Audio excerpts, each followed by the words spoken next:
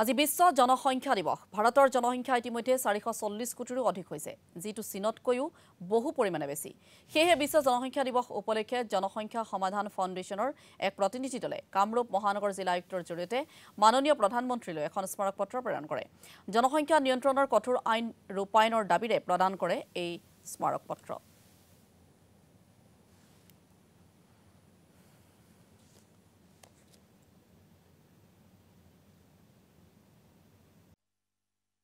আপোনালোকে সকলোৱে জানে আৰু এইটো আজিৰ দিনটো আমাৰ কাৰণে বিশেষ প্ৰাসংগিক এই কাৰণে যে ভাৰতবৰ্ষৰ জনসংখ্যাই চীনক অতিক্ৰম কৰিলে আৰু এনেদৰে যদি জনসংখ্যা বৃদ্ধি হৈ গৈ থাকে এটা সময়ত কিন্তু ভাৰতবৰ্ষত গৃহযুদ্ধ হ'ব, যুৱ প্ৰজন্মই চাকৰি বাকৰি নোপোৱা হ'ব, খাদ্যৰ অভাৱ হ'ব, বাসস্থানৰ অভাৱ হ'ব আৰু বিশেষকৈ অসমত আপোনালোকে দেখিছে যে বনাঞ্চল তুতি আহিব ধৰিছে।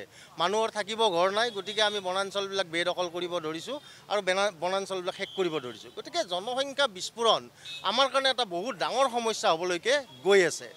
ভাৰতবৰ্ষত 1950 চনৰ পৰা 50-52 চনৰ পৰাই জনসংখ্যাৰ ক্ষেত্ৰত আমি সজাগতামূলক কাম কৰিছিলোঁ আমি দুজন আৰু আমাৰ দুজন মানে ভাষাৰে। কিন্তু দেখিলোঁ যে এনেকৈ কেৱল সজাগতাৰে জনসংখ্যা নিয়ন্ত্ৰণ নহয়, যদি চৰকাৰে এখন কঠোৰ জনসংখ্যা আইন, চীনৰ নিচিনা যদি এখন কঠোৰ জনসংখ্যা আইন নানে, তেনেহ'লে আমাৰ জনসংখ্যা ইয়াত বৃদ্ধি হৈয়ে থাকিব। আমি জনসংখ্যা সমাধান ফাউণ্ডেশ্যন নামৰ এই যিটো অৰাজনৈতিক ৰাষ্ট্ৰীয় সংগঠন, এই সংগঠনটোৱে আজি 10 বছৰ ধৰি জনসংখ্যা নিয়ন্ত্ৰণৰ ক্ষেত্ৰত ৰাইজৰ মাজত সজাগতামূলক কাম কৰি আহিছোঁ।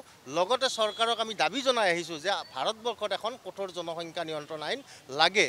আৰু সেইকাৰণে আজি 11 জুলাইৰ দিনা ভাৰতবৰ্ষৰ প্ৰত্যেকখন ৰাজ্যৰ প্ৰত্যেকখন জিলাতে আমাৰ সংগঠনৰ ফালৰ পৰা জিলা অধিকাৰীৰ জৰিয়তে প্ৰধানমন্ত্ৰীলৈকে এখন স্মাৰক পত্ৰ প্ৰদান কৰা হৈছে, য'ত আমি দাবী জনাইছোঁ যে নতুন চৰকাৰে অতি শীঘ্ৰে এখন কঠোৰ জনসংখ্যা নীতিৰ আইন আনিব লাগে। লগতে UCC খন গৃহীত